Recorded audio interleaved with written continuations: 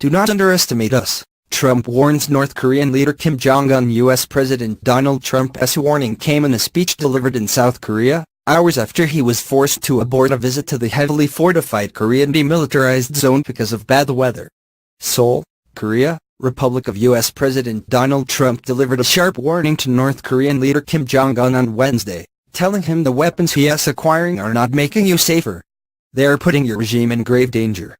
In a speech delivered hours after he aborted a visit to the heavily fortified Korean demilitarized zone due to bad weather, Trump called on all nations to join forces to isolate the brutal regime of North Korea, to deny it any form of support, supply, or acceptance.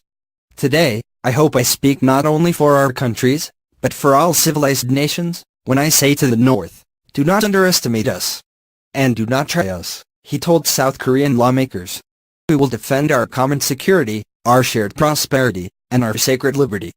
Trump had been scheduled to make the unannounced early morning trip to the DMZ amid heightened tensions with North Korea over its nuclear program. The Marine One presidential helicopter left Seoul at daybreak and flew most of the way to the DMZ, but was forced to turn back just 5 minutes out due to poor weather conditions. Reporters traveling in a separate helicopter as part of the president's envoy saw fog through the windows, and weather reports from near the heavily fortified border showed misting conditions and visibility below 1 mile. Pilots, officials said, could not see the other helicopters in the air. White House Press Secretary Sarah Huckabee Sanders said the president was disappointed he couldn't make the trip. I think he is pretty frustrated, she told reporters. It was obviously something he wanted to do. Before he left for Asia, a White House official had ruled out a DMZ visit for Trump, claiming the president didn't have time on his schedule and that DMZ visits have become a little cliché. But Sanders said the visit had been planned well before Trump's departure for Asia. The trip was kept secret for security reasons, she said. Trump had been scheduled to make the visit with South Korean President Moon Jae-in, who traveled separately and landed about a 20-minute drive from the DMZ. Sanders said the military and the U.S. Secret Service had deemed that landing would not be safe, and Trump deferred to them. After returning to Seoul, administration officials had hoped they might be able to wait out the bad weather and make a second landing attempt. At the U.S. Army's Yongsan Garrison landing zone, White House Chief of Staff John Kelly and Sanders frequently glanced up at the clouds to see if the sky was clearing. But time would not allow it. The aborted visit came hours before Trump addressed the South Korean National Assembly before closing out his 2-day visit to the nation and heading to his next stop, Beijing.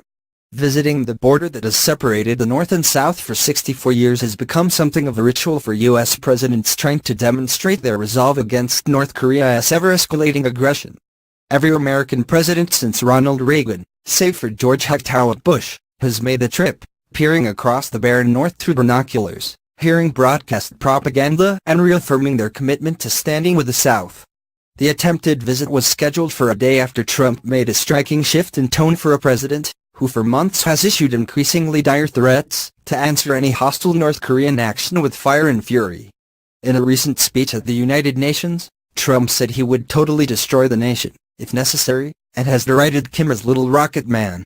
But on Tuesday, his first day on the Korean peninsula, Trump signaled a willingness to negotiate as he urged Pyongyang to come to the table and make a deal.